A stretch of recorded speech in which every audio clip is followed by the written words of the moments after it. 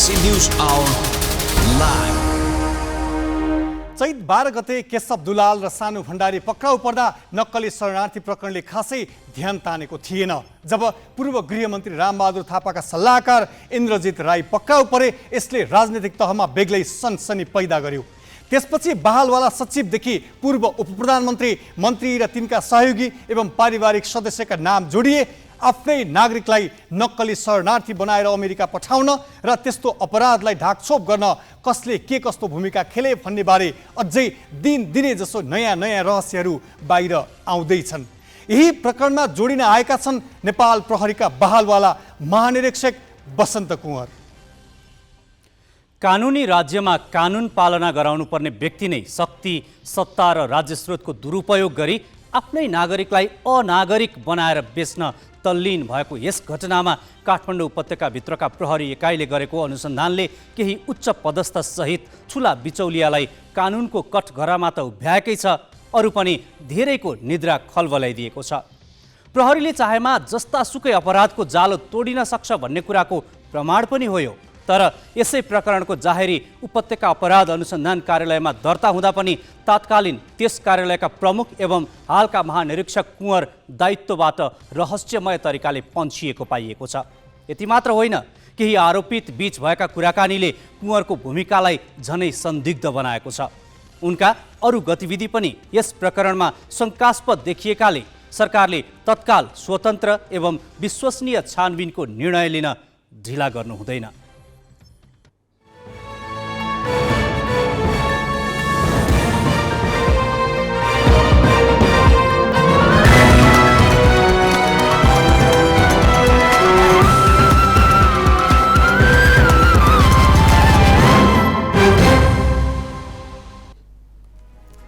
नमस्कार, यो हो ग्यालेक्सी न्यूज आवर। अब हेडलाइन्स।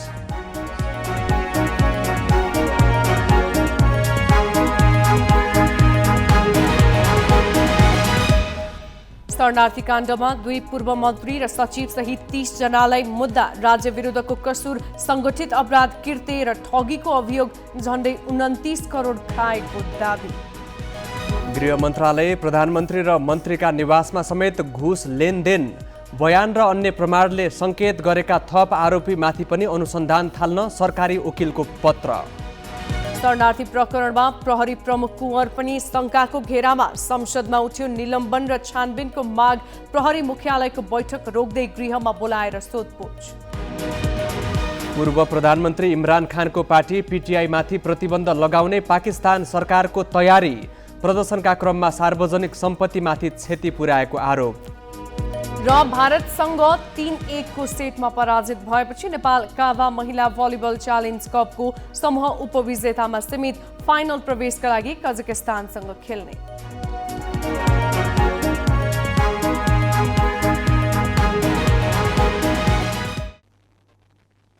नेपाली नागरिकलाई भुटानी शरणार्थी बनाएर अमेरिका पठाउने भन्दै ठूलो रकम उठाएर खाने गिरोहका प्रत्यक्ष संलग्न देखिएको निष्कर्षसहित सरकारी वकिल कार्यालयले आज 30 जना विरुद्ध अदालतमा मुद्दा दायर गरेका छन्। पूर्व उपप्रधानमन्त्री, गृहमन्त्री र सचिव सहित 30 जना विरुद्ध राज्य विरुद्धको अपराध, संगठित अपराध, ठगी र सरकारी कागजात किर्ती सम्बन्धी गरी 4 प्रकृतिको अभियोग लगाउँदै सजायको माग गरिएको छ। 115 जनाको जाहेरी र विभिन्न प्रमाणका आधारमा यस गिरोहले झण्डै 29 करोड रुपियाँ उठाएर बाँडीचुडी खाएको पाइएको छ। यही गिरोहहरूसँग केही गतिविधिका कारण हालका प्रहरी महानिरीक्षक बसन्त कुँवरलाई पनि विवादित बनाइएको छ। कुँवर काठमाडौँ उपत्यका अपराध अनुसन्धान कार्यालयका प्रमुख छँदा उनीहरूसँग यस गिरोहका मुख्य योजनाकार केशव दुलालको भेट गराउन तत्कालीन गृह सचिव टेकनारायण पाण्डे मध्यस्थकर्ता बनेको देखिन्छ। यो विषय सर्वत्र छताछुल्ल भएपछि बुधबार नै गृहमन्त्रीले महानिरीक्षक कुँवर सहितका प्रहरी अधिकारीहरूलाई आकस्मिक रूपमा मन्त्रालयमा बोलाएर सोधपुछ गरेका छन्। भुटानी शरणार्थी बनाएर अमेरिका लैजाने भन्दै करोडौं रुपैयाँ ठगी गरेको एउटा खतरनाक संगठित र राज्य विरुद्धको अपराध, जुन अपराधमा नेपाल सरकारका पूर्व उपप्रधानमन्त्री, पूर्व गृहमन्त्री र उच्च ओहदाका अधिकारीहरू नै यथेष्ट प्रमाणसहित नेक्ससमा तानिएका छन्। अरू त अरू, नेपाल प्रहरीका आइजिपी बसन्त कुँवर पनि शङ्काको घेरामा तानिने तथ्यहरू फेला परेको छ। यही अपराधमा नेपाल प्रहरीले अनुसन्धान गरेर तयार गरेको प्रतिवेदनलाई मुद्दा बनाएर न्यायालयमा टेकाउने दिन नेपाल र नेपालीका लागि ऐतिहासिक दिन। र आजकै दिनमा तालुकदार मन्त्रालय गृह मन्त्रालयमा गृहमन्त्रीले आइजिपी एआइजीहरू र अन्य प्रहरी अधिकारीहरू बोलाएर आकस्मिक बैठक राखेको छ। त्यसैले पनि यस बैठकलाई निकै अर्थपूर्ण रूपमा हेरिएको छ।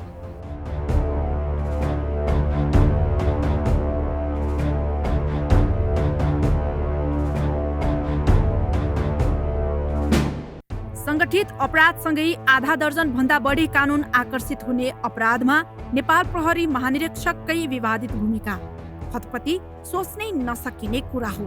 तर यस्तै प्रश्नको घेरामा परेका छन् हालका महानिरीक्षक बसन्त कुँवर। तत्कालीन गृह सचिव टेकनारायण पाण्डेसँग दुलालले तत्कालीन उपत्यका अपराध अनुसन्धान कार्यालयका एसएसपी कुँवरसँग भेट्ने व्यवस्था मिलाइदिन आग्रह गरेको च्याटको स्क्रिनशट सार्वजनिक भएको छ। दुलाल र पाण्डेको बीचमा कुँवरलाई आर्थिक लाभका कुरा समेत भएको म्यासेजमा देखिन्छ। यही विषय सञ्चार माध्यममा सार्वजनिक भएपछि कुँवरले सबै एआइजी यस प्रकरणमा अनुसन्धान गरिरहेका काठमाडौँ उपत्यका अपराध अनुसन्धान कार्यालय र काठमाडौँ प्रहरी परिसरका प्रमुखसँगको बैठक बुधबार बोलाएका थिए। आइजिपी कुँवरले प्रहरी प्रधान कार्यालय नक्सालमा बैठक बोलाएको सूचना गृह मन्त्रालय पुग्यो। तर गृहमन्त्रीले उक्त बैठक बस्न दिएनन्।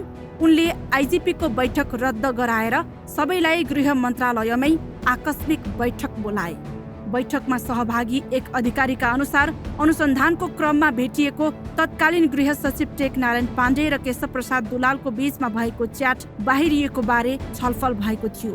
आन्तरिक अस्वस्थ प्रतिस्पर्धाका कारण अनुसन्धानमा भएका विषय बाहिर ल्याइएको हो कि भनेर पनि गृहमन्त्रीले चासो राखे। कुँवर तत्कालीन समयमा काठमाडौँ उपत्यका अपराध अनुसन्धान कार्यालयका प्रमुख भएका बेला 2079 जेठ 18 गजेन्द्र बुढाथोकी र रामकुमार रेग्मीले आफूहरू ठगिएको भन्दै 81 जनाको तर्फबाट जाहेरी दिएका थिए। उनीहरूले प्रमाणसहित यस प्रकरणको योजनाकार केशव दुलाल र टङ्क गुरुङ विरुद्ध उजुरी दिएका थिए। त्यसको 2 सातापछि दुवै आरोपी पक्राउ पनि परे। तर पर्याप्त प्रमाण नपुगेको भन्दै पक्राउ परेकै दिन छाडियो। त्यसबेला गृहमन्त्री थिए बालकृष्ण खाँड। अहिलेको अनुसन्धानले गिरोहको इसारामा खाँडले निर्णयकर्ताको भूमिका खेलेको निष्कर्ष निकालेको छ। खाँडकै दबावका बीच त्यसबेला कुँवरले उजुरीलाई गम्भीर रूपमा नलिएको र अनुसन्धान अगाडि नबढाएको आरोप छ।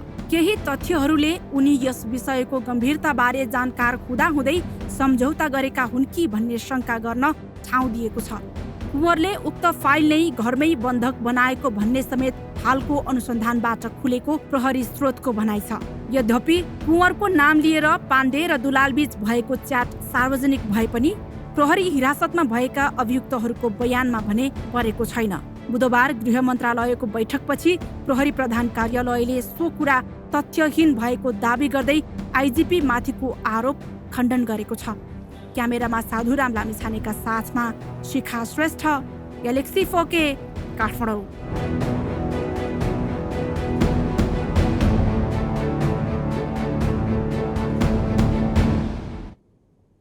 उच्च तहका नेता र प्रशासक नै मुछिएको नक्कली शरणार्थी प्रकरणले आज एकाएक अर्को मोड लियो। अनुसन्धानको नेतृत्व गरिरहेको नेपाल प्रहरीका हालका प्रमुख बसन्त बहादुर कुँवर नै यस प्रकरणमा संलग्न रहेको भन्दै आरोपितले बयान दिएको विवरण बाहिरिएपछि विषय झनै पेचिलो बनेको हो। त्यसैले आजको संसद बैठकमा सांसदहरूले अब कुनै पनि संयन्त्रमा विश्वास गर्न नसकिने भन्दै प्रकरण सामसुम हुने संशय व्यक्त गरेका छन्। नक्कली भुटानी शरणार्थी प्रकरणमा अहिलेसम्म देशका 2 ठूला दल नेपाली काङ्ग्रेस र नेकपा एमालेका शीर्ष तहका नेता अनि तीसँग जोडिएकाहरू मुछिएका थिए। साथै निजामती सेवाका उच्च पदस्थ व्यक्तिहरू पनि छन्। तर पछिल्लो समय थप बयानका क्रममा आरोपितहरूले प्रहरी प्रमुखकै नाम लिए। हालका प्रहरी प्रमुख कुँवर एसएसपी हुँदा यस प्रकरणको फाइल नै गुपचुप पार्न खोजेको आरोप उनीमाथि आरोपितले बयानका क्रममा लगाएका छन्। बुधबारको संसद बैठकमा सांसदहरूले यही विषयलाई इङ्गित गर्दै स्वच्छ अनुसन्धान हुनेमा संशय व्यक्त गरे। यति मात्र होइन, उनीहरूले आइजिपी कुँवरलाई निलम्बन गरेर छानबिन गर्न माग समेत गरेका छन्। नाम चाहिँ पत्रिकामा भगा आइराखेको छ। हेर्नुहोस् है, पत्रिकामा फटाफट आइराखेको छ। अनि 3 दल बसेर खुसु खुसु खुसु खुसु खुसु गर्नुहुन्छ यसो बालुवाटारतिर लुकी लुकी। अनि त्यो गरिसके पछाडि चाहिँ मुद्दा कमजोर कमजोर हुँदै जान्छ। आज नेपाल प्रहरीका आइजिपीका विरुद्धमा पनि तपाईँको पत्र पत्रिकामा आएको छ। एउटा कर्मचारीलाई निलम्बन गरेर छानबिन गर्ने कि नगर्ने। नक्कली शरणार्थी प्रकरणमा छानबिन हुनपर्ने संदिग्धहरूको सूचीमा प्रहरी प्रमुख समेत थपिएको दुःखद आरोप छ। Long arm of the law, कानुनको लामो हातबाट कोही भाग्न सक्ने छैन। दण्डहीनताको यो निकृष्ट चुरीफुरी, यो नाटक कति लम्बिन्छ हामी हेर्दैछौँ। बयानका क्रममा तत्कालीन प्रधानमन्त्री केपी शर्मा ओलीका प्रमुख स्वकीय सचिव राजेश वज्राचार्यको नाम पनि लिएको पाइएको छ। उनलाई पनि गिरोहले 1 करोड बुझाएको भनिएको छ। सत्तारूढ नेपाली काङ्ग्रेसका सांसद गगन थापाले जुनसुकै र जहाँसुकै बसेका भए पनि छानबिनको दायरामा ल्याउनु पर्ने बताएका छन्। उनले यसलाई निष्पक्ष ढङ्गले टुङ्गोमा पुर्याउनु पर्ने बेला आएको भन्दै सरकार र न्यायालयको परीक्षा हुने बताएका छन्। त्यो अनुसन्धान भएन, मैले गरिनँ भनेर भन्ने कुराले कसैले पनि यसबाट मुक्ति पाउने अवस्था छैन। सरकारको परीक्षा पनि छ। सरकारको परीक्षा सकिएपछि अब न्यायालयको परीक्षा सुरु हुन्छ। न्यायालयले पनि अब यो विषयमा मैले न्याय गरेँ भनेर मात्र पाउँदैन, न्यायको अनुभूति हुनुपर्छ। यो राज्य विरुद्धको अपराधमा संलग्न भएको एक मान्छे, चाहे त्यो घरको मान्छे होस्, चाहे त्यो बार्दलीको मान्छे होस्, चाहे त्यो नेता होस्, चाहे त्यो नाता होस्, सलाम गर्ने होस्, सलामी लिने होस्, एकजना मान्छे पनि छुट्नु हुँदैन। दुधको दुध पानीको पानी हुनुपर्छ।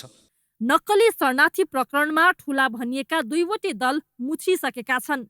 राष्ट्रिय स्वतन्त्र पार्टीका सभापति रवि लामिछानेले ठूला भनिएका दलकै संलग्नता देखिएपछि अनुसन्धान र छानबिन निष्पक्ष हुने कुरामा शङ्का उत्पन्न हुने भन्दै संसदले नै छानबिन गर्नुपर्ने बताएका छन्। दिन दहाडै बालुवाटारमा, सिंहदरबारमा र मन्त्री क्वार्टरमा लेनदेन भएको भन्दै लामिछानेले नाम मुछिएका सबैलाई छानबिनको दायरामा ल्याउन माग गरेका छन्। आज कुनै राजनीतिक दल बाँकी रहेको छैन जसलाई आरोप लाग्न बाँकी रहेको होस्। त्यति मात्र होइन, राज्यका निकायहरूको नाम यसरी आइरहेको छ, अनुसन्धान गर्ने अधिकारी त्यसका प्रमुखहरूको नाम आइरहेको छ। यस्तो अवस्थामा यो कुनै अँध्यारो कोठामा कुनै गल्लीमा भएको क्रियाकलाप छैन। दिउँसै दिन दहाडै दिनको उज्यालोमा प्रधानमन्त्री कार्यालय बालुवाटारमा, मन्त्री क्वार्टरमा, मन्त्री बस्ने सिंहदरबारमा लेनदेन भएको यस्ता विषयहरू आइरहेका छन् र यहाँ मुछिएका मान्छेहरू हेर्नुहोस्, यो राज्यमा हामीले कसलाई विश्वास गर्ने। त्यसकारणले यो विश्वासको वातावरण बन्द भएको छ। यसका लागि संसदीय विशेष समिति बनाएर यसको छानबिन गर्नुपर्ने हुन्छ। भुटानी शरणार्थी प्रकरणको सन्दर्भमा गृहमन्त्री र प्रधानमन्त्रीले मुटु दह्रो छ भनेको प्रसङ्ग जोड्दै लामिछानेले नाम मुछिएकाहरू सबैलाई सोधपुछ समेत नगर्नु शङ्कास्पद रहेको बताए। जुन निकायहरू यसमा लागि परेका छन् कसैको पनि विश्वास गर्ने वातावरण नभएको हुनाले सम्माननीय सभामुख महोदय मार्फत यो अनुरोध गर्न चाहन्छु कि जसको नाम आएको छ तिनलाई छानबिनको सम्म दायरामा ल्याउन नहुने, सोधपुछसम्म गर्न नहुने गरी किन डराएको। गृहमन्त्रीले मुटु दह्रो छ भन्नुभएको थियो, प्रधानमन्त्रीले मुटु दह्रो छ भन्नुभएको थियो। उहाँको मुटु कहाँ गएर चेक गर्ने, उहाँको मुटु कति दह्रो छ भन्ने कुरा हामीले देखिएका छौँ। यसकारणले हरेक नाम आएका मान्छेहरूसँग सोधपुछ हुनु पर्यो, उनलाई कारबाहीको दायरामा ल्याउनु पर्यो। खुट्टा कमाउनु भएन। हाम्रा हकमा, आम नागरिकका हकमा आउँछु भन्दा भन्दै, बयान दिन आउँछु भन्दा भन्दै धरपकड गरेर लिएर गएको इतिहास छ। न्युज रुमबाट समातिएको मान्छे म यहीँ छु। मान्छेले अडियो दिएका छन् र प्रहरी प्रमुखले भनेका छन् अडियो सही हो भनेर भनेका छन्। एकपटक सोधपुछका लागि बोलाउन नहुने को हो उहाँहरू? यत्रो ठुलो अन्तर्राष्ट्रिय बेइज्जत भएको अवस्थामा यो कदापि हुन दिँदैनौँ सभामुख महोदय, यो गम्भीर विषय छ। राष्ट्रपाकै सांसद शिशिर खनालले नक्कली भुटानी शरणार्थी प्रकरणमा आइजिपीकै भूमिका शङ्कास्पद देखिएकोले उनलाई पनि छानबिनको दायरामा ल्याउन माग गरेका छन्। यसबाहेक यस प्रकरणमा जोडिएका जोसुकै भए पनि उनीहरूलाई पनि छानबिनको दायरामा ल्याउनु पर्ने उनको माग छ। भुटानी शरणार्थीको प्रकरणमा ब्लकबस्टर फिल्म नै हेर्न पाइन्छ भनेर प्रधानमन्त्रीले देखाउनु भएको ट्रेलरको आधारमा उत्साहित भइयो। तर यो फिल्मको दृश्य यति काटछाँट गरिँदैछ कि फिल्म त साह्रै बकवास हुन थालेको छ। रासोपाले यो फिल्म हेरेर बस्दैन। आइजिपी, पूर्व सचिव, पूर्व मेयर, पूर्व प्रधानमन्त्रीको सचिवको समेत नाम जोडिएको छ। नो इफ नो बट, सबैमाथि तुरुन्तै कारबाही र छानबिन होस्। नक्कली भुटानी शरणार्थी प्रकरणमा लहरो तान्दा पहरो गर्जने अवस्था बनिरहेको छ। अझ अनुसन्धान गर्ने निकायकै कमान्डरमाथि नै शङ्काको सुई फर्किएपछि यो प्रकरण थप पेचिलो बनेको छ। सृजना घिमिरे, ग्यालेक्सी 4K, काठमाडौँ। अब केही न्युज संक्षेपमा। राष्ट्रिय स्वतन्त्र पार्टीका सभापति रवि लामिछानेको सांसद पद खारेजीको माग गर्दै सर्वोच्च अदालतमा रिट दर्ता भएको छ। लामिछानेले नेपाली नागरिकता पुनः कायम गराउँदा अमेरिकी नागरिकता त्यागेको निशा नबुझाएको भन्दै सिन्धुलीका युवराज पौडेलले आज लामिछानेको प्रतिनिधि सभा सदस्य पद खारेजीको माग गर्दै रिट दायर गरेका हुन्। उक्त रिट निवेदनको जेठ 17 गतेका लागि पेशी तोकिएको छ। यसअघि सर्वोच्च अदालत प्रशासनले दरपेट गरिदिएको उक्त रिटलाई न्यायाधीश तिल प्रसाद श्रेष्ठको एकल इजलासले दर्ता गर्न आदेश दिएको थियो। रिट निवेदनमा लामिछाने प्रतिनिधि सभा सदस्य पदमा बहाल रहन अयोग्य रहेको दावी गरिएको छ।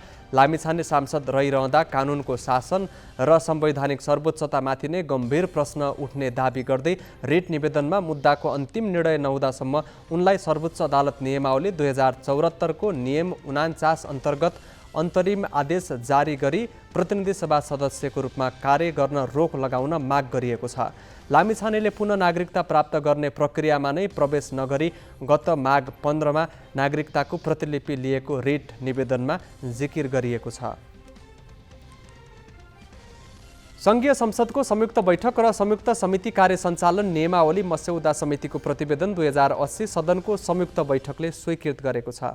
संघीय संसदको दुवै सदनको आज बसेको संयुक्त बैठकमा नियमावली मस्यौदा समितिको प्रतिवेदन 2080 माथि विचार गरियोस् भन्ने प्रस्ताव बहुमतले स्वीकृत भएको हो।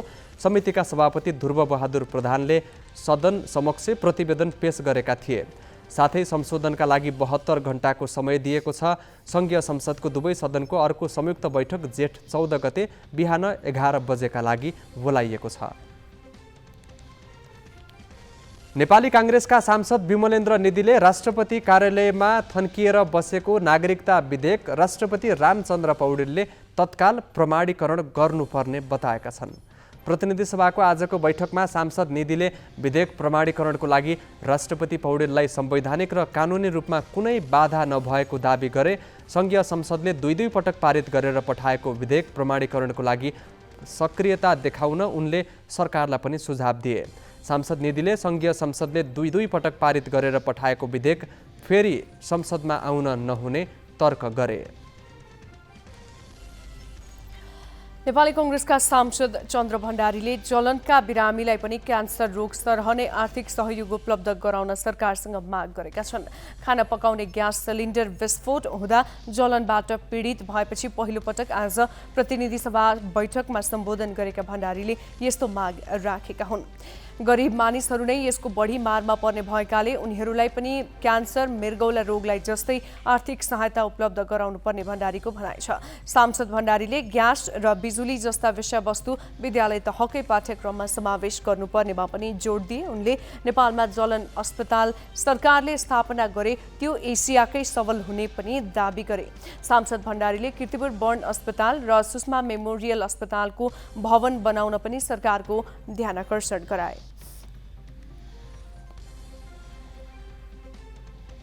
नवनियुक्त वन तथा वातावरण मन्त्री वीरेन्द्र कुमार महतोले पद तथा गोपनीयताको शपथ लिएका छन्। राष्ट्रपति भवन शीतल निवासमा आयोजित विशेष समारोहमा राष्ट्रपति रामचन्द्र पौडेलले महतोलाई शपथ गराएका हुन्। शिक्षा राज्य मन्त्री प्रमिला कुमारीले पनि आजै पद तथा गोपनीयताको शपथ लिएकी छन्। उनलाई प्रधानमन्त्री पुष्पकमल दाहालले शपथ गराएका हुन्। प्रधानमन्त्रीले हिजो जसपाका महतोलाई मन्त्री र कुमारीलाई राज्य मन्त्री नियुक्त गरेका थिए। जसपाबाट यसअघि अशोक कुमार राई शिक्षा मन्त्री छन्।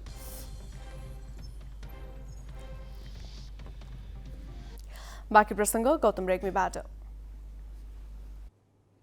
भुटानी शरणार्थी प्रकरणमा नाम जोडिएका पूर्व उपप्रधानमन्त्री, गृहमन्त्री र सचिव सहित 30 जना विरुद्ध जिल्ला अदालत काठमाडौँमा मुद्दा दर्ता भएको छ।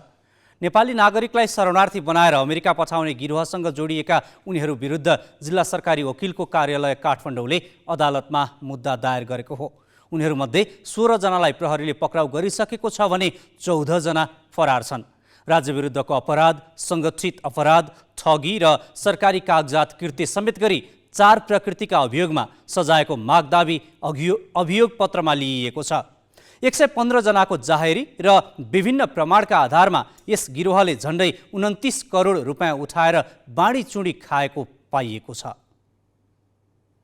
गत चैत 12 गते केशव दुलाल सानो भण्डारी र टङ्क गुरुङ पक्राउ परेपछि सतहमा आएको नक्कली भुटानी शरणार्थी प्रकरणमा प्रहरीले 16 जनालाई पक्राउ गर्यो। 14 जना अझै फरार सूचीमा छन्। प्रहरीले झण्डै 2 महिना लगाएर गरेको अनुसन्धानपछि बुझाएको रायसहितको प्रतिवेदनका आधारमा जिल्ला सरकारी वकिलको कार्यालय काठमाडौँले बुधबार अभियोग पत्र अदालतमा पेश गरेको हो। यसमा अभियोग लागेको भनेको ठगी, लिखत कृत्य, सङ्गठित अपराध, राज्य विरुद्धको कसुर र एकीकृत कसुर। सबैलाई त्यही छ। समूहमा सङ्गठनमा समूहमा आबद्ध भएर एउटै समूहमा बसेका व्यक्तिलाई कसैलाई चाहिँ कम लगाउने, कसैलाई चाहिँ बढी लगाउने भएन। उहाँहरूको सबैको संलग्नता देखियो। यो एउटा समूह गठन गरेर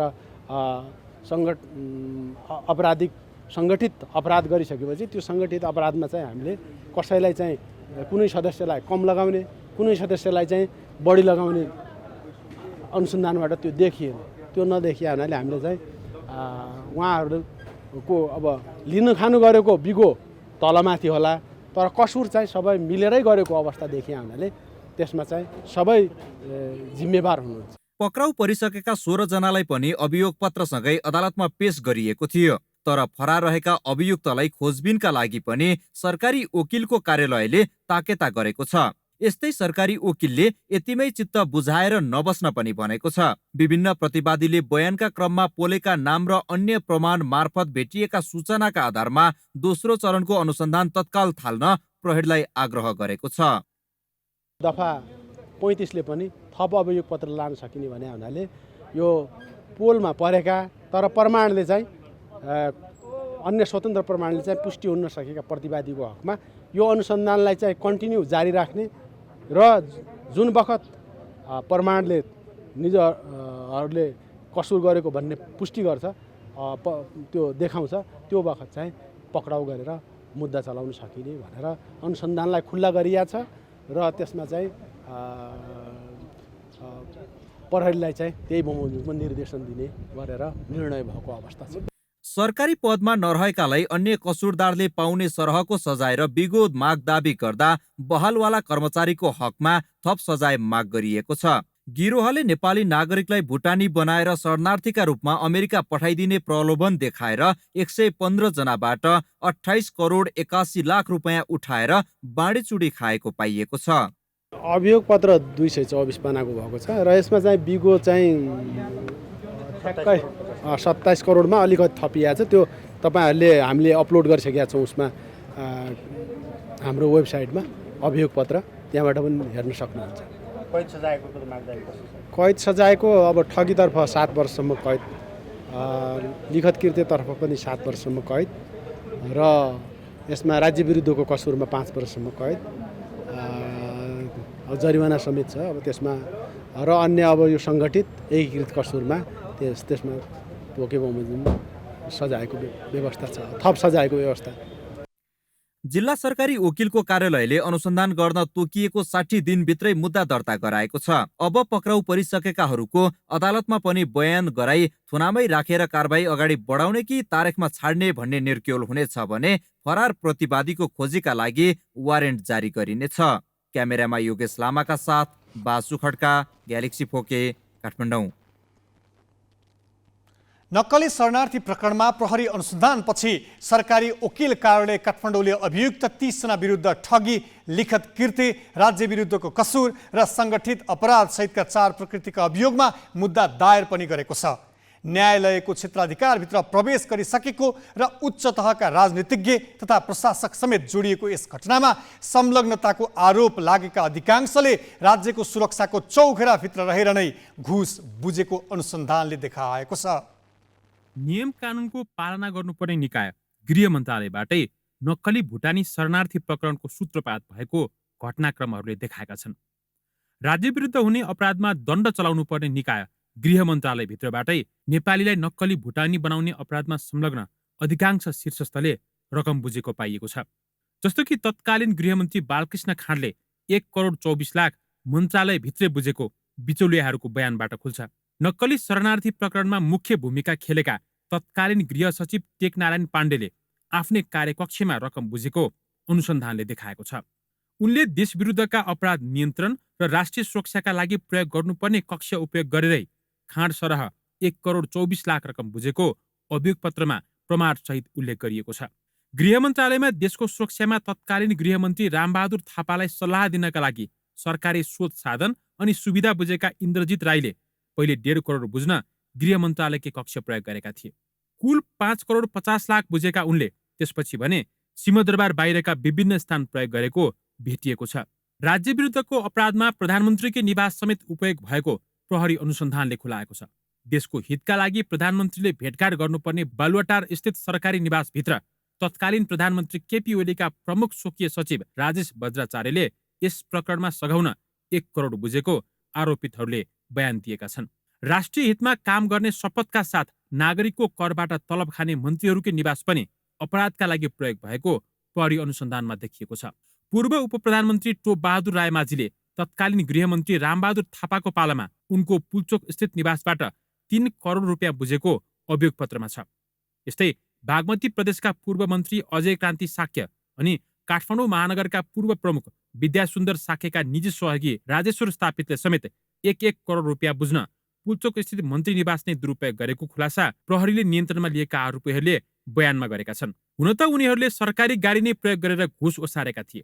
गृह मन्त्रालयबाट सरकारी प्रतिवेदन चोरेर नक्कली खडा गरे अनि मन्त्री परिषदबाट समेत त्यही नक्कली प्रतिवेदन स्वीकृत गराउने सम्म हरकत गर्न भ्याए। तर यसरी राज्यको पद मात्र होइन, राज्यकै स्रोत साधन अनि राज्यको सुरक्षाको चौघेराभित्र रहने उच्च निकाय नै दुरुपयोग गरी राज्य विरुद्धको अपराध गरेको यस घटनाले हाम्रा राजनीतिज्ञ अनि राज्य व्यवस्थाप्रति नै गम्भीर प्रश्न चिन्ह खडा गरिदिएको छ।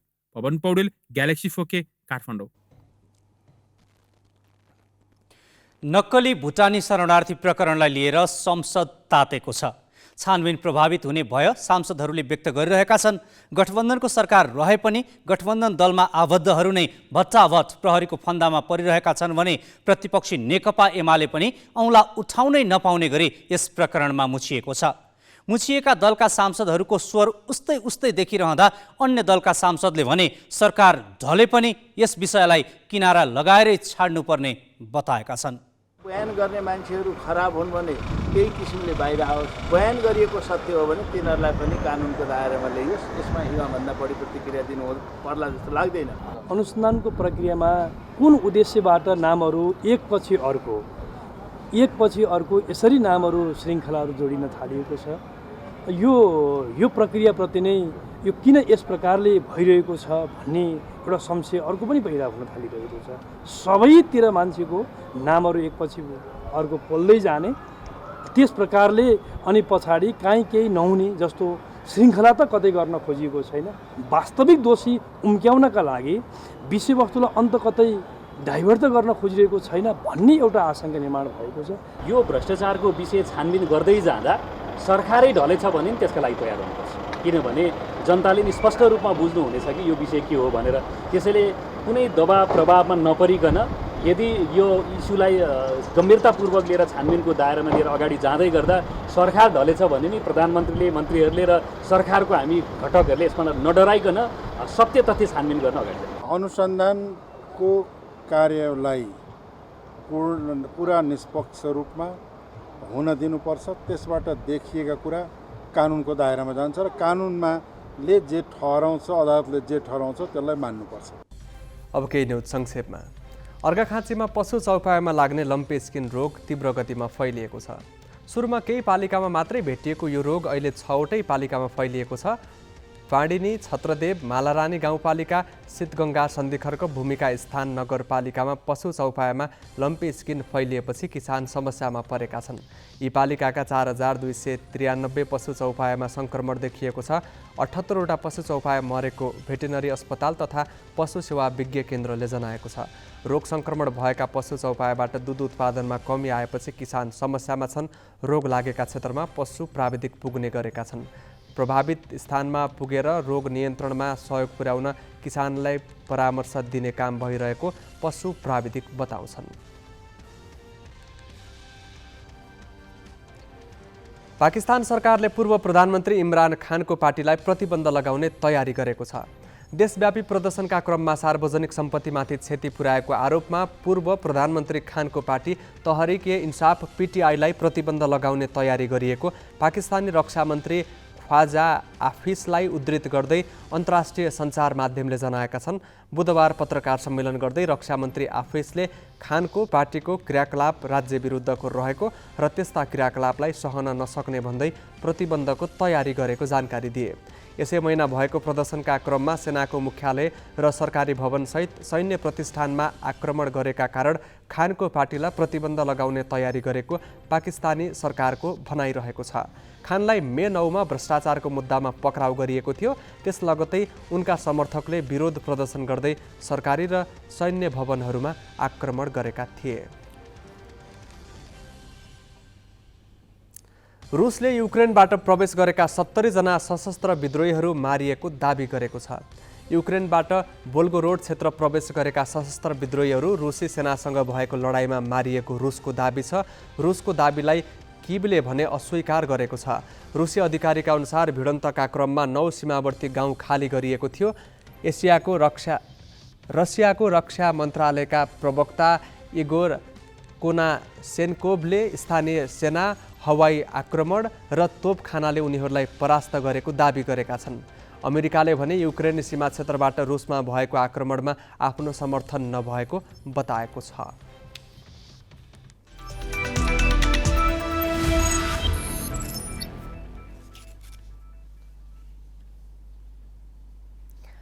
नेपाललाई 3-1 को सेटमा पराजित गर्दै भारत कावा महिला भलिबल च्यालेन्ज कपमा समूह 1 को विजेता बनेको छ। राष्ट्रिय खेलकुद परिषदको कवरहलमा आज भएको समूह चरणको अन्तिम खेलमा नेपालले राम्रो सुरुवात गर्न सकेन। पहिलो सेटमा नेपाल भारत सामु निरीह देखियो। नेपाल विरुद्ध हावी भएको भारतले पहिलो सेट 25-12 ले जित्यो। दोस्रो सेटमा रणनीति परिवर्तन गर्दै नेपालले भारतलाई कडा चुनौती दियो। प्रतिस्पर्धात्मक सेट भारतले 26-24 ले आफ्नो पक्षमा पार्यो। लगातार 2 सेट गुमाएको खेलको तेस्रो सेटमा नेपालले सुधारिएको प्रदर्शन गर्दै 25-21 ले जित्यो। खेलमा फर्कने संकेत गरेको नेपाली टोली चौथो सेटमा 25-21 ले पराजित भयो।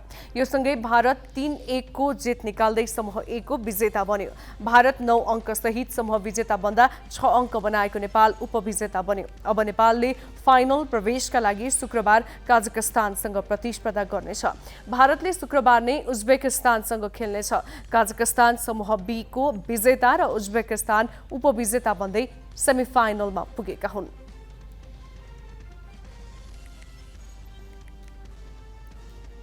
बाँकी प्रसङ्ग नवराज पाण्डेबाट। कायम मुकायम प्रधान न्यायाधीश हरिकृष्ण कार्कीले उत्कृष्ट न्याय सम्पादनमा अनुसन्धान र अभियोजनको भूमिका मुख्य हुने हुँदा कुनै पनि मुद्दाको अनुसन्धान सही ढङ्गले हुनुपर्नेमा जोड दिएका छन्। आज राजधानीमा आयोजित एक कार्यक्रममा कार्कीले पीडितका लागि न्याय भनिए पनि पीडित संरक्षित हुन नसकेका कारण आधा जति मुद्दामा पीडितले प्रतिकूलको बयान दिने गरेको बताए। कानुन निर्माताहरूले कमजोर वर्गको रक्षाको लागि कानुन बनाएका छन् कि छैन? कानुन कार्यान्वयन गर्नेले कानुनको त्यो कमजोर वर्गको रक्षाको लागि चाहिँ कानुनको कार्यान्वयन गरिरहेका छन् कि छैन? अनि त्यसको विवाद आउँदा अनुसन्धान गर्नेले, अभियोजन गर्नेले वास्तवमा अनुसन्धान र अभियोजन गर्दा कतै यो कमजोर मान्छेलाई अन्याय पार्ने गरेर यसलाई अनाहक रूपमा निर्दोष मान्छेलाई फसाउन त खोजिएको छैन भनेर हाम्रो अनुसन्धान त्यतातिर केन्द्रित छ कि छैन? यदि छैन भने हामी न्यायको पहुँचमा पुग्न सकिरहेका छौँ छैन? हामी न्याय गर्न सकिरहेका छौँ छैन? न्याय एउटा निकायले, एउटा इकाइले, एउटाले मात्रै, एउटा अङ्गले मात्रै दिएर पनि पुग्दैन। न्याय सबैको संयोजन हो। अनुसन्धानमा न्याय अघि भइसक्नु हाम्रो महान्यायाधिवक्ताज्यूले। अनुसन्धानमै हामीले चाहिँ गलत गर्यौँ भने के हुन्छ? अनुसन्धानमा चाहिँ जुन कुरा अनुसन्धानले खोज्नु पर्थ्यो त्यो खोज्दै नखोजिकन चाहिँ हामी मुद्दा चाहिँ मतलब के भने अभियोजन गर्नतिर लाग्यौँ भने के हुन्छ? अनि अदालतले न्याय दिन सक्छ? दिन सक्दैन। न्याय दिन त अनुसन्धान पनि त्यत्तिकै न्यायपूर्ण हुनु पर्यो, अभियोजन पनि त्यत्तिकै न्यायपूर्ण हुनु पर्यो। अनि त्यस पछाडि मात्रै ती सम्पूर्ण खोजेर ल्याएको, अघि भन्नु नि, सत्यको न्याय भनेको सत्यको उजागर गर्ने, सत्यको उजागर गर्नका लागि सङ्कलित भएको अदालतले त्यही सङ्कलित भएका प्रमाणको विश्लेषण मात्रै गर्ने हो। वास्तवमा कमजोरहरूको संरक्षण गर्नका लागि हामीले के ऐन त ल्याइरहेछौँ। हामीले पीडित संरक्षण ऐन पनि ल्यायौँ, हामीले साक्षी संरक्षण ऐन पनि ल्यायौँ। तर के साँच्चीकै पीडितहरू संरक्षित हुन सकेका छन्? साक्षीहरू संरक्षित हुन सकेका छन्? यदि सकेका छन् भने आज यहाँहरूले अदालतका मुद्दाहरू हेर्नुभयो भने मलाई लाग्छ 40 देखि 50% मुद्दाहरूमा अहिले साक्षी र पीडितले प्रतिकूल बकपत्र गरेका हुन्छ। किन होला? घटना घटित भएको छ भन्नेको स्पष्ट रूपमा अन्य प्रमाणहरूमा देखिन्छ, तर पीडित र साक्षी आएर त्यो होइन भनेर चाहिँ किन बकपत्र गर्छ, किन भन्छ? हामीले त्यो खोजी गरेका छौँ। स्थानीय तहको परिकल्पना नागरिकका सानातिना समस्या समाधान गर्न सिंहदरबार पुग्न नपरोस् भनेर गरिएको हो। तर जनप्रतिनिधिको प्राथमिकतामा नागरिकता बिरलै मात्र परेको पाइन्छ, जसका कारण नागरिकले धेरै नै शास्ति भोग्नु परेको छ। आर्थिक रूपमा विपन्न र अरूको सहयोग आवश्यक हुने नागरिक त्यसको प्रत्यक्ष मारमा छन्। नागरिकता नहुँदा राज्यले दिने सुविधाबाट वञ्चित हुनु परेको छ। कुम्मायक 1 की विष्णुमाया राई 73 वर्षकी भइन्। देवेन्द्र राई काम खोज्दै गएको बेला 2051 सालमा भारतको शिलोङमा उनीहरूको विवाह भएको थियो। उनीहरू दुवैको दोस्रो विवाह हो। शिलोङ नै बस्ने सहमति भए पनि परिवारले खोजनीति गरेपछि उनीहरू 2052 सालमा नेपाल आएका हुन्। गत वैशाखमा लडेर घाइते भएपछि विष्णुमाया हिँडडुल गर्न नसक्ने अवस्थामा छन्। सामाजिक सुरक्षा भत्तासहित सरकारी सहयोग लिन उनको नागरिकता छैन। 2 छाक खान मुस्किल पर्ने राई दम्पतिको सहयोगमा स्थानीय सरकारले चासो दिएको छैन। खोज्ने भनेर भन्थ्यो, अब यताबाट फेरि छोरा पुग्नु भएछ खोज्नुलाई, लेट भयो अनि जाउँ भन्नु थाल्नु। अनि नेपाल आयो? आएर चाहिँ उता गएको छैन? गएको छौँ न। एकतालि मैले कुरो गरेँ होइन, गाविसमा गएर गर्दाखेरि ऊ भनौँ सचिवनी चाहिँ अब छोरी मान्छे हुनुहुँदो रहेछ, उहाँसँग सम्पर्क कुरा गर्दाखेरि तपाईँले बिहा दर्ता गर्नुपर्छ, तब हुन्छ भने पछि अब फेरि गएर कुरो गर्दा चाहिँ हुँदैन भन्ने कुरो गर्नुभयो। अब फालेलुङ 2 की हिमा अधिकारी 57 वर्षकी भइन्। बोल्न नसक्ने उनी फालेलुङ 3 मा रहेको दिदी रुक्मिणीको घरमा बसेको नै 18 वर्ष भयो। 2023 सालमा जन्मेकी हिमाको नागरिकता छैन। त्यहाँ मात्रै हुँदो हो त विकलाङका लागि सरकारले दिने सहयोगले हिमाको गुजारा चल्ने थियो। नागरिकता बनाउने प्रयत्न गर्दा सबैले हुन्छ भन्छन्, तर काम कसैले गरिदिएका छैनन्। अरूले कुरा गर्दाखेरि अब स्थानीय तहका प्रमुखहरूले बनाउनु पर्छ, राज्यले दिने सुविधा गर्नुपर्छ। हामी पनि प्रशासन कार्यालयमा जान्छौँ, भन्छौँ, सिडिओ साहबहरूलाई भन्ने कुराहरू दिनुभयो, वडा अध्यक्षहरूले पनि दिनुभयो, सचिवज्यूहरूले पनि यो बनाउनुपर्छ, यस्तो मान्छे नेपाल नागरिक हो, दिनुपर्छ, दायित्व हो सरकारको यो नागरिक दिने भन्ने कुराहरू राख्नुभएको थियो र म त्यसरी नै यो पर्खाइमा बसिरहेको छु। यी त प्रतिनिधि पात्र मात्रै हुन्। विष्णुमाया र हिमा जस्तै 5 चर्का गाउँ-गाउँमा नागरिकता विहीनको तथ्याङ्क अत्यास लाग्दो छ। आफ्नै गाउँमा नागरिकता आवश्यक हुने कति नागरिक छन् भन्ने तथ्याङ्कसम्म स्थानीय सरकारसँग छैन, अझ राख्न आवश्यक ठान्दैन। टोलमै जनप्रतिनिधि रहे पनि उनीहरू सडक र अन्य पूर्वाधारलाई मात्रै विकास ठान्छन्, जसले जनता आधारभूत अधिकारबाटै वञ्चित छन्।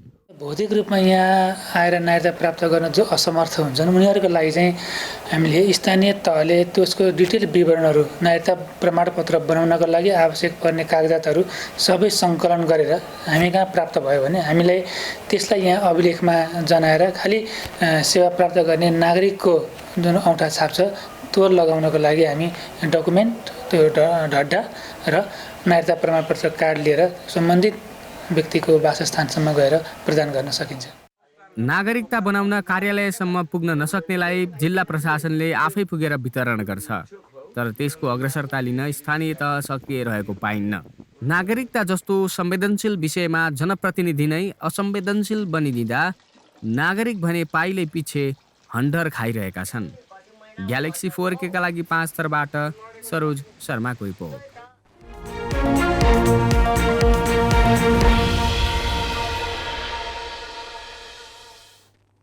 शेयर बजार परिसूचक नेप्से 16.49 अङ्कले बढेर 1959 बिन्दुमा उक्लिएको छ। पछिल्लो एक सातादेखि लगातार उकालो लागेको नेप्सेले आज पनि निरन्तरता पाएको हो। नेप्सेसँगै सेन्सिटिभ इन्डेक्स पनि 3.58 अङ्कले बढेको छ। 13 उपसमूह मध्ये 10 उपसमूहको परिसूचक बढेको छ भने 3 उपसमूहको परिसूचक घटेको छ, जसमा उत्पादन तथा प्रशोधन उपसमूहको परिसूचक सबैभन्दा धेरै 4.69% बढेको छ। आज 270 कम्पनीको 48,65,000 किता शेयर 1,87,30,18,000 रुपियाँमा कारोबार भएको छ। नेप्से परिसूचक बढे पनि आज कारोबार रकम भने केही घटेको हो। हिजो 2 अर्ब भन्दा बढीको कारोबार भएको थियो। आज आत्मनिर्भर लघुवित्त वित्तीय संस्था र युनिलिभर नेपालको शेयर सकारात्मक सर्किट लेभलमा कारोबार भएको छ।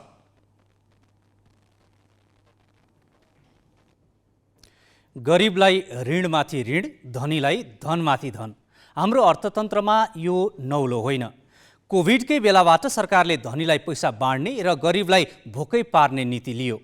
बजेट मार्फत लोक कल्याणकारी नीति नलिएर राष्ट्र ब्याङ्क मार्फत ऋणमा सहुलियत दिन थालियो। पुनर्कर्जाका नाममा सस्तो ब्याज दरमा अर्बपतिहरूलाई अर्बौं दिइयो, तर गरिबले पाएनन्। यसले धनी र गरिब बीचको खाडल अझै बढायो। केही वर्ष यता अन्तर्राष्ट्रिय मुद्रा कोषले समेत विश्वव्यापी रूपमा आर्थिक असमानता बढेको भनेर कैयौं नीतिगत बदलाव ल्याउन थालेको छ। तर नेपालमा भने सीमित अर्बपति र उनीहरूसँग अप्राकृतिक सम्बन्ध राख्ने राजनीतिक नेतृत्वले धनीलाई नै पोस्ने नीतिलाई संस्थागत गर्न थालेको छ। राष्ट्र ब्याङ्कले मौद्रिक नीतिको समीक्षा मार्फत फेरि एकपटक ठूलो मात्रामा पुनर्कर्जाका नाममा बजारमा पैसा पठाउने नीति अघि सारेको छ। पछिल्लो 2 त्रैमाससम्म लगातार ऋणात्मक रहेका आर्थिक क्षेत्रसँग सम्बद्ध ऋणीले सुविधा पाउने गरी पुनर्कर्जा दिने नीति अघि सारिएको हो। बैंकले प्रवाह गरेको असल कर्जाको सुरक्षणमा राष्ट्र ब्याङ्कले बैंकहरूलाई अर्को ऋण दिन्छ, त्यसैलाई पुनर्कर्जा भनिन्छ। तर यसलाई केन्द्रीय बैंकको अन्तिम हतियारका रूपमा लिइन्छ। सामान्य अवस्थामा पुनर्कर्जाको औजार चलाउनु अर्थतन्त्रका लागि घातक हुने गर्छ। तर पछिल्लो समय सरकारले ल्याउने बजेटबाट होइन, मौद्रिक नीतिबाट समाधान खोज्ने गलत परिपाटी बसाउन थाल्नुलाई अर्थशास्त्रीहरूले सकारात्मक मानेका छैनन्। अनि अलिकति मेसेजिङमा समस्या भइरहेछ जस्तो लाग्छ। जनतालाई कुन किसिमको मेसेज दिने सरकारले काम गर्दैछ, बजेट मार्फत हामीले आर्थिक समस्या सुधार्छु भन्नेमा बजेटले केही पनि गर्दैन। केही हुन्छ भने मौद्रिक नीति मार्फत हुन्छ भन्दा जनताले बजेटप्रति के आश गर्ने भन्ने प्रश्न त उठ्छ। जनताले सरकार जुन बनेको छ त्यसबाट के अपेक्षा गर्ने भन्ने प्रश्न त उठ्छ। अनि साराको सारो ध्यान मौद्रिक नीतिमा राष्ट्र ब्याङ्कमा केन्द्रित हुन जान्छ। अहिले बैंक तथा वित्तीय संस्थाको कर्जा निक्षेप अनुपात 85% भन्दा तल छ। यसको मतलब बैंकहरू तत्कालै 2 खर्ब 90 अर्ब हाराहारी थप ऋण प्रदान गर्न सक्षम छन्। यस्तो अवस्थामा पनि निजी क्षेत्रमा कर्जा बढ्न सकेको छैन। फलस्वरूप वित्तीय प्रणालीमा पर्याप्त पैसा हुँदा हुँदै पनि अर्थतन्त्रले अपेक्षा गरे जस्तो गति पक्रिन सकेको छैन। यो अवस्था सुल्टाउनुको साटो थप पैसा बजारमा प्रवाह गर्ने केन्द्रीय बैंकको नीतिलाई जानकारहरूले अनुचित कदमका रूपमा लिएका छन्। पुनर्कर्जामा 2टा पाटो छ। एउटा फन्ड अभाव भएको बेलामा पुनर्कर्जा आयो भने त्यसले फन्डको अवेलेबिलिटी बढाउने भयो। अर्को चाहिँ पुनर्कर्जाको ब्याज दर कम हुन्छ, जो ऋणी हुनुहुन्छ ऋणीलाई फाइदा हुन्छ। त्यो हुनाले पुनर्कर्जाले चाहिँ ऋणीलाई एउटा फाइदा र अनि मार्केटमा पैसाको अवेलेबिलिटी भएर ब्याज दर घटाउनलाई पनि त्यसले चाहिँ कन्ट्रिब्युसन गर्न सक्छ। अहिले त ब्याज दरको जुन फन्डको रिक्वायरमेन्टको कुरा छ, अहिले ब्याङ्कहरूसँग आफैसँग पनि 2-2.5 खरब चाहिँ लोन दिन सक्ने अवस्था छ। त्यसबाट आत्तिनुपर्ने अवस्था छैन। रिफाइनेन्स आयो भने झन् त्यो रकम चाहिँ बढ्न सक्छ। अहिले कर्जाको माग कम भएको एउटा कारण मलाई के पनि लाग्छ भन्दाखेरि सरकारी सुरक्षण पत्रमै ब्याङ्कहरूले झन्डै 10% कमाइराख्नु भएको छ। अनि कर्जा दिएर पनि 10-11% आउने भने किन त्यसमा जाने भनेर पनि ब्याङ्कहरू कम इन्ट्रेस्टेड हुनुहुन्छ। यदि ब्याङ्कको कर्जा चाहिँ प्राइभेट सेक्टरमा बढ्ने हो भने आर्थिक गतिविधि चलायमान हुन्छ।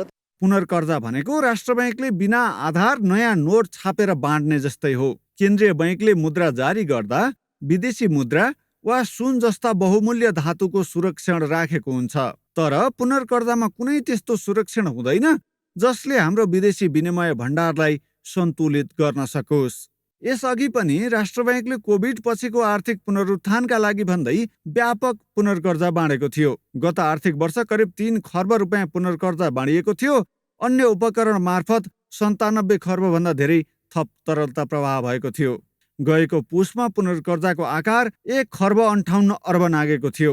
यसरी वारती पैसा बाँड्दा आयात चुलिएर विदेशी मुद्राको ढुकुटी नै सङ्कटमा परेको थियो। अर्थशास्त्रीहरू बजारमा पर्याप्त तरलता हुँदा समेत फेरि पैसा बाँड्दा समस्या निम्तिने जोखिम देख्छन्। पैसो छापेर देशको विकास हुन सक्दैन। यसले व्यापार घाटा विदेशी विनिमय सञ्चित मात्रै बढाउँछ। अब पैसै छापेर विकास हुन्थ्यो भने धेरै मुलुकले किन दुःख गर्थे र किन स्रोत परिचालन गर्थे, किन वैदेशिक सहयोग परिचालन गर्थे, किन वैदेशिक लगानी परिचालन गर्थे। वैदेशिक लगानी परिचालन बिना, वैदेशिक सहयोग परिचालन बिना, राजस्व अभिवृद्धि बिना यो देशको आर्थिक विकास सम्भव छैन। अर्थतन्त्र ट्र्याकमा आउन अझै समय लाग्छ जस्तो लाग्छ। आर्थिक सङ्कटको समाधान बजेटबाट खोज्नुपर्छ भन्ने विश्वव्यापी मान्यता हो। तर नेपालमा ठूला व्यापारी र तिनीहरूसँग नाजायज सम्बन्धको गाँठोमा कसिएका राजनैतिक नेतृत्वले विषय मोड्ने गरेका छन्। जननिर्वाचित सरकार समस्याबाट भाग्ने र केन्द्रीय बैंकलाई लोकप्रिय नीति ल्याउन उत्प्रेरित गर्ने गलत परिपाटी बसेको छ। अहिले भने जसरी फेरि पुनर्कर्जा बाँड्ने हो भने सीमित अर्बपतिले अरूभन्दा ज्यादै सस्तो ब्याज दरमा ऋण पाउँछन्। यसले एकातिर बजारमा महँगी बढाउँछ भने अर्कातिर आर्थिक असमानताको खाडललाई असाध्यै तीव्र गतिमा बढाइदिन्छ। बजेटले आम मानिसलाई लाभ दिन्छ, तर मौद्रिक नीतिबाट हासिल हुने लाभ सीमित धनीहरूको हातमा एकत्रित हुन पुग्छ। मौद्रिक नीतिको सहारामा आफूले मात्रै फाइदा लिएर बाँकी नागरिकलाई दोहन गर्न चाहने धनीहरूलाई फेरि पनि पोस्न खोजिएको छ। Business bureau, galaxy four K, Kathmandu. दोलखामा स्थानीय सरकारको कार्यक्रमकै कारण किसान समस्यामा परेका छन्। जिरी नगरपालिकाले अघि सारेको क्लिन जिरी, ग्रिन जिरी र अर्गानिक जिरीको नाराले अन्ततः किसान समस्यामा परेका हुन्। अर्गानिक जिरी नारा अघि सारिएपछि केन्द्र र प्रदेश सरकारबाट जाने अनुदानको रासायनिक मल बन्द भयो। नगरपालिकाले प्राङ्गारिक मल उत्पादन र विस्तारमा कुनै चासो दिएन। फलस्वरूप किसानका उत्पादनमा कमी आउन थालेको छ भने लुकीछिपी ल्याएको रासायनिक मल किसानले महँगोमा किन्नु परेको छ। सुरुमा सुन्दा राम्रै लाग्ने नगरपालिकाको योजनामा नगरवासीले साथ पनि दिए। स्थानीय सरकारको नारालाई समर्थन जनाउँदै बागमती प्रदेश सरकार र सङ्घीय सरकारको कृषि मन्त्रालयले अनुदानमा उपलब्ध गराउँदै आएको रासायनिक मलको कोटा हटाइदियो। नगरभित्र प्राङ्गारिक मल उत्पादनको कुनै तयारी थालिएन। अहिले किसान त्यसको मारमा छन्। विगतमा रासायनिक मलको प्रयोग हुँदै आएको जमिनमा 81 रासायनिक मल प्रयोग गर्न छोडेपछि उत्पादनमा ह्रास आएको छ। प्राङ्गारिक मल प्रयोग गर्नका लागि किसानलाई सरकारले कुनै पनि सुविधा दिएको छैन। विगतको तुलनामा गाउँमा गाई बस्तु कम पाल्ने हुँदा प्राङ्गारिक मल पाउने अवस्था छैन। हाम्रो सोचाइमा हाम्रो उसमा चाहिँ सर त्यसले आफै त्यो मल हुने होइन रहेछ सर। जुन त्यो माटोमा भएको चाहिँ त्यसले निसारेर ल्याउने मात्रै रहेछ सर। गाई बस्तु पाल्न अलिकति छोडिसक्यो, त्यही कारणले गर्दाखेरि बढी जस्तो रासायनिक मल। स्वास्थ्यको हिसाबले रासायनिक मल प्रयोग गरेको भन्दा नगरेकै उपयुक्त मानिन्छ। तर बजारले ठूला दाना राम्रो खोज्छ। प्राङ्गारिक मल प्रयोगबाट मात्रै उत्पादन बढाउन सम्भव छैन। त्यसमा पनि स्थानीय सरकारले प्राङ्गारिक मल र उत्पादनमा कुनै सहुलियत नदिँदा योजना नारामा मात्रै सीमित छ। सरकारी अनुदानको मल कृषि सहकारी समूह र कृषि फर्म मार्फत ल्याउने अनुमति छ। नगरपालिकाले अर्गानिकको नारा लगाएपछि मलका लागि सिफारिस नै दिँदैन। तर व्यापारीले लुकीछिपी ल्याएको मल महँगोमा खरिद गर्नुपर्ने बाध्यतामा किसान छन्। हाम्रो अर्गानिक चाहिँ अलि सानो हुने, क्वालिटीको ननिक्लिने, त्यसमा खासै वास्ता नगर्ने, तर ठुलो दाना मात्रै खोज्दो रहेछ। त्यसले गर्दाखेरि सकभर जिरीमा सबैतिर त अधिराज्यभर त प्रयोग गरेको छन् भने जिरीमा पनि ल्याएर त्यसरी रासायनिक मल ल्याएर अलिकति प्रयोग गर्न लगायौँ भनेदेखि हाम्रो पनि माल जो क्वालिटीको निक्लिन्थ्यो भन्ने आशा लाग्छ मलाई। नगरभित्र अन्यत्रबाट ल्याएको मल किसानले महँगोमा खरिद गरिरहेको जानकारी स्थानीय सरकारलाई छ, तर रोकथाम गर्न सकेको छैन। जिरीलाई अर्गानिक बनाउने आफ्नो अभियानलाई प्रदेश र सङ्घीय सरकारले सहयोग नगरेको उसको गुनासो छ। अभियानलाई निरन्तरता दिँदा किसान मारमा पर्ने, अभियान छाड्दा नैतिक सङ्कट आउने आफ्नै योजनाले नगरपालिका आफैलाई पिरलेको छ। हामी न त अर्गानिक जिरी बनाउनको लागि प्रदेशले सहयोग गरेको छ, हामीले नारा दियौँ, हामीले भिजन प्रस्तुत गऱ्यौँ, न सरकार प्रदेश सरकारबाट न त सङ्घीय सरकारबाट कुनै सहयोग भएको छैन। तर हामीले पाउने त्यो सुविधा पनि अहिले कटौती भएको अवस्था छ। रासायनिक मल र विषादी निषेध गरी प्राङ्गरिक अभियानमा फर्कनु आफैमा स्वागत योग्य काम हो, तर भरपर्दो विकल्प बिना ल्याइएको योजना निल्नु न ओकल्नुको अवस्थामा स्थानीय सरकार छ। ग्यालेक्सी फोकेका लागि दोलखाबाट दिलबहादुर केसीको रिपोर्ट। हामी ग्यालेक्सी न्युज आवरको अन्त्यमा छौँ। जाँदा जाँदै हेडलाइन्स।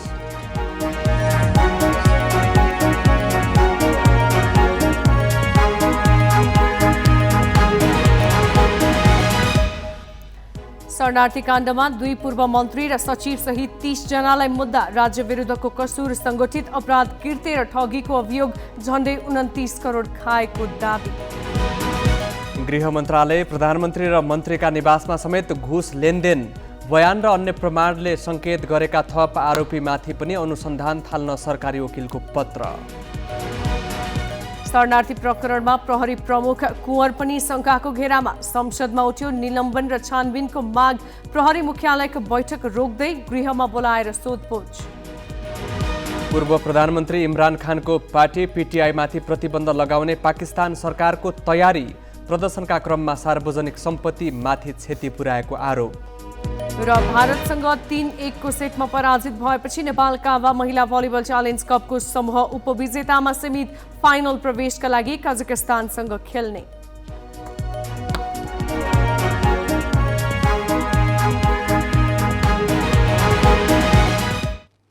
आजलाई ग्यालेक्सी न्युज आवर सकियो। नमस्ते।